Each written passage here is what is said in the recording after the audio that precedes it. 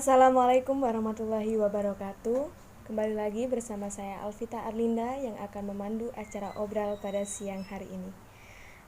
Sekarang kita sudah kedatangan tamu yaitu Mbak Sofia Ramadhani. Mbak Sofia bisa diperkenalkan dulu. Iya, nama saya Sofia Ramadhani, bisa dipanggil Sofia. Nah, pada kesempatan kali ini saya akan berbincang-bincang dengan Mbak Sofia mengenai wanita. Dan biasa ada kata-kata yang mengatakan bahwa wanita itu hebat. Nah, sekarang kita akan meminta pendapat kepada Mbak Sofia.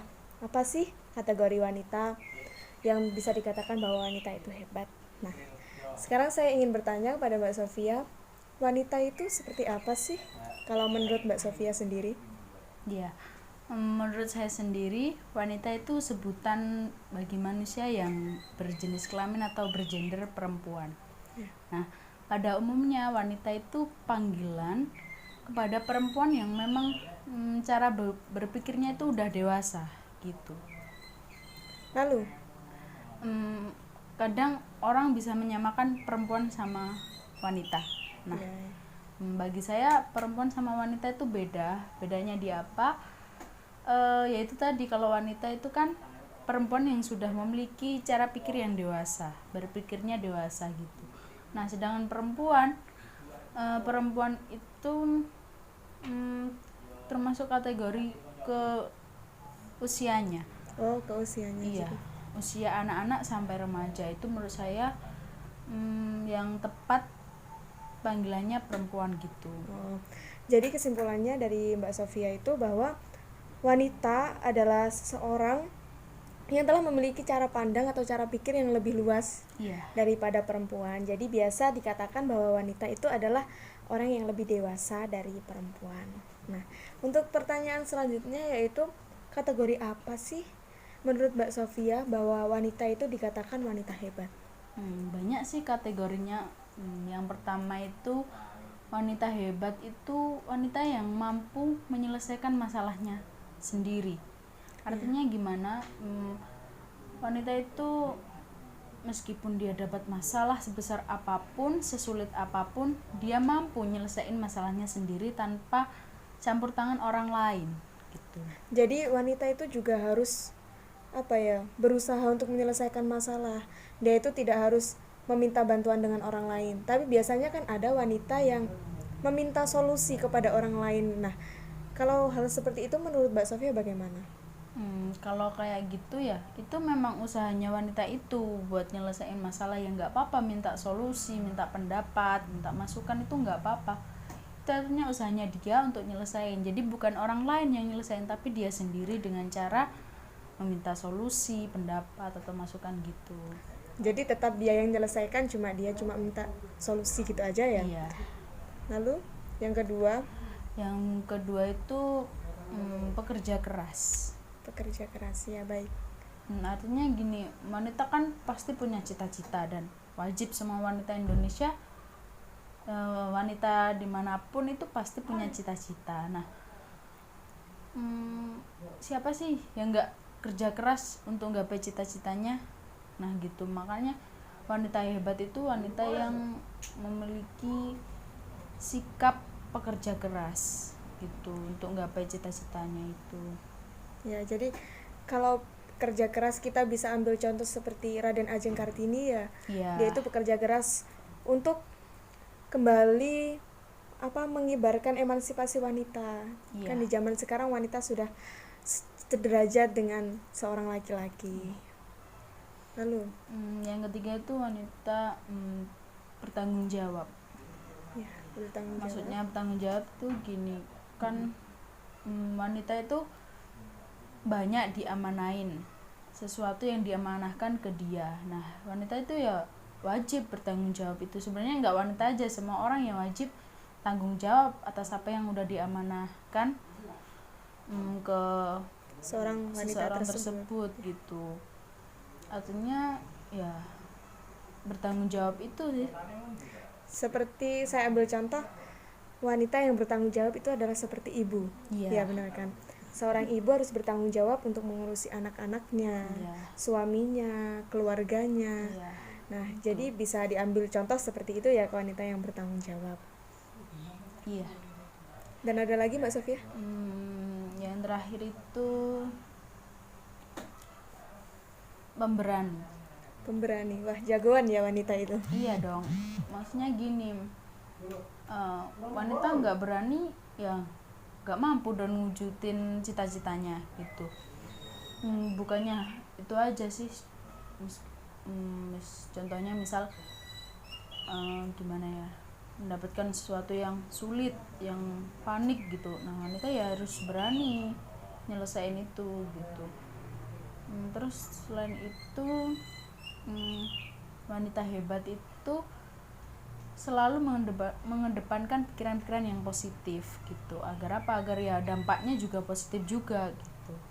Jadi pemberani kayak seorang wanita harus bisa mengambil resiko ya dari apa Iya, yang sudah dia berani ngambil resiko. Iya, dari apa yang sudah dia jadikan tujuan. Iya. Nah, seperti itu. Jadi menurut Mbak Sofia wanita hebat itu ada 4 sikap ya. Iya, Yang pertama 4 kategori. 4 kategori. Yang pertama, wanita itu harus bisa menyelesaikan suatu masalahnya sendiri. Karena wanita itu biasanya wanita kan juga ada yang nggak ada pendamping atau yang lainnya ya, seperti itu. Yang kedua, wanita itu harus bekerja keras, karena tidak hanya wanita, sebenarnya semua orang juga harus bekerja keras, tapi wanita juga harus ya. Terusan lalu wanita harus bertanggung jawab dari apa yang sudah diamanahkan, karena sejatinya manusia ya memang harus bertanggung jawab. Iya. Ya.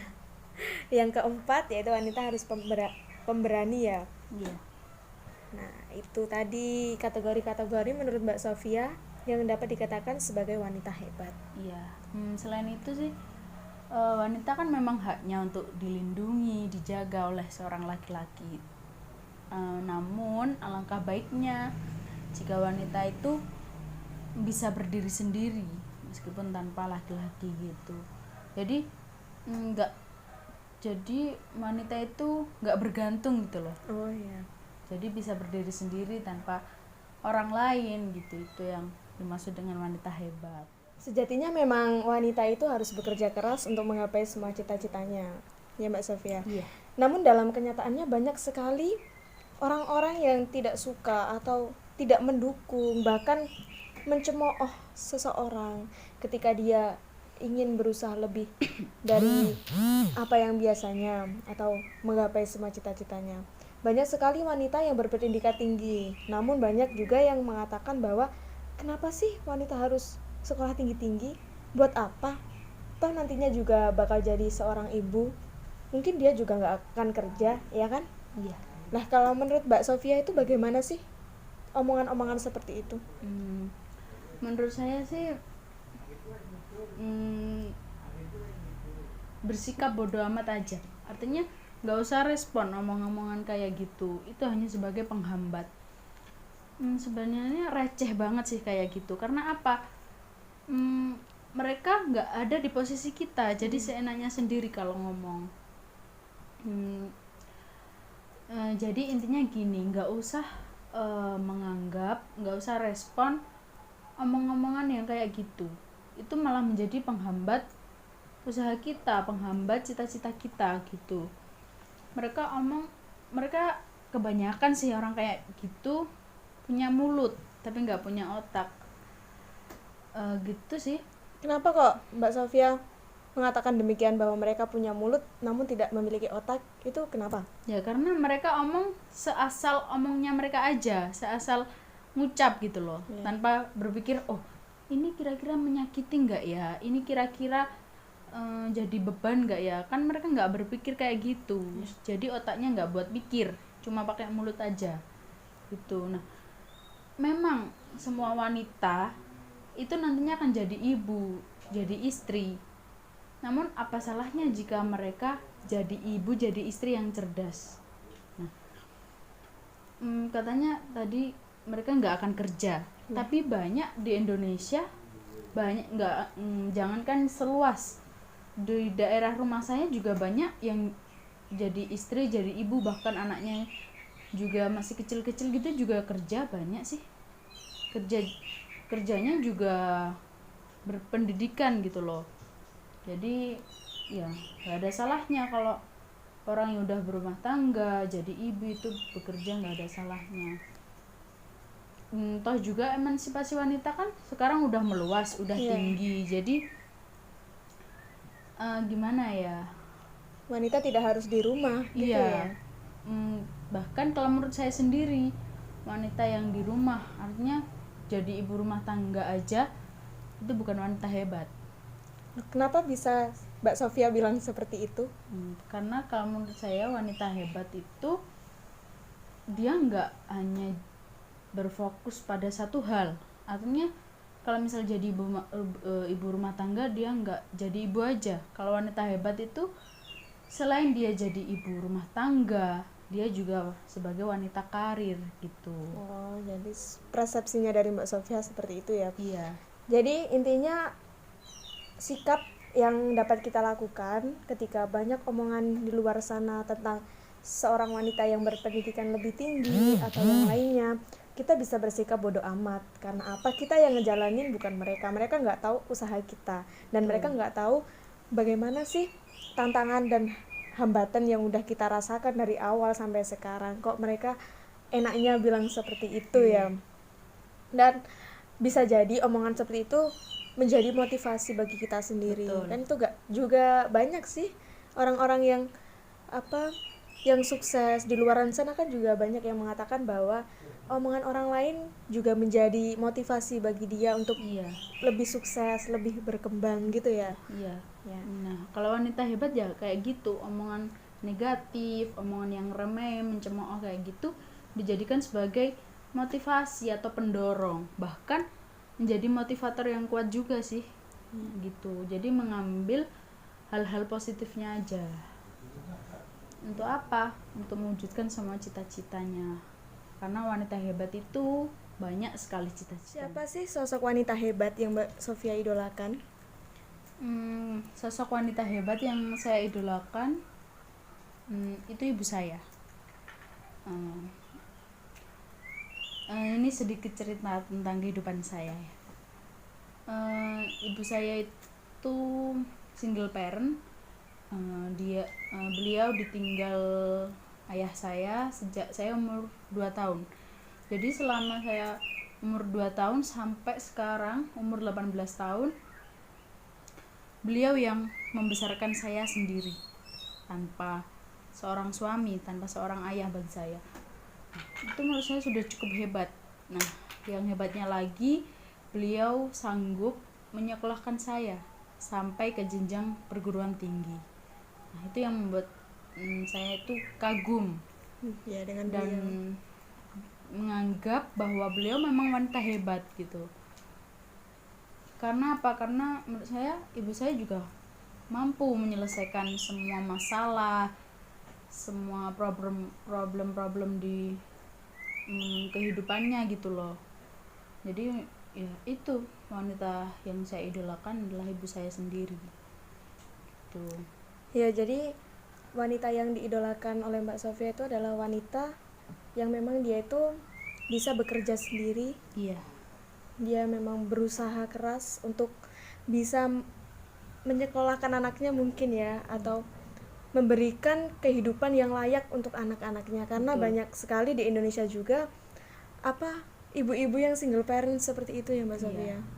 Namun hebatnya dari ibunya Mbak Sofia ini, bahwa ibunya Mbak Sofia ini mampu menyekolahkan Mbak Sofia ke jenjang lebih tinggi. Mungkin ibu-ibu yang lain juga ada yang seperti itu, tapi kan juga tidak menutup kemungkinan bahwa ada yang tidak seberuntung Mbak Sofia bisa sekolah sampai tinggi seperti ini.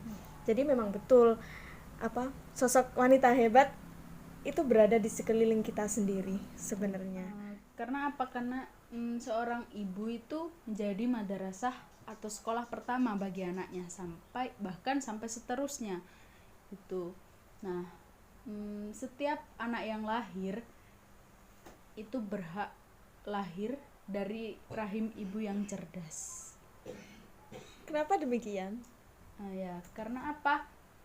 Ibu yang cerdas termasuk wanita hebat itu tadi akan memberikan sesuatu yang sangat positif, yang baik bagi anak-anaknya. Itulah tadi perbincangan kami dari saya dan Mbak Sofia tentang seorang wanita yang hebat. Jadi ungkapan yang dapat saya ambil dari kata-kata Mbak Sofia tadi, bahwa seluruh anak yang lahir di dunia berhak dilahirkan dari rahim ibu yang cerdas. Betul. Nah, terima kasih kepada Mbak Sofia telah meluangkan waktu untuk berbincang-bincang sedikit dengan saya. Sekian acara obrol pada siang hari ini, semoga bermanfaat dan mohon maaf apabila ada kata-kata yang salah. Raden Ajeng Kartini pernah mengatakan bahwa gadis yang pikirannya sudah dicerdaskan dan pandangannya sudah diperluas tidak akan sanggup lagi hidup di dalam dunia nenek moyang. Saya Alvita Arlinda, sampai jumpa pada episode selanjutnya. Wassalamualaikum warahmatullahi wabarakatuh. Tetap jaga semangat.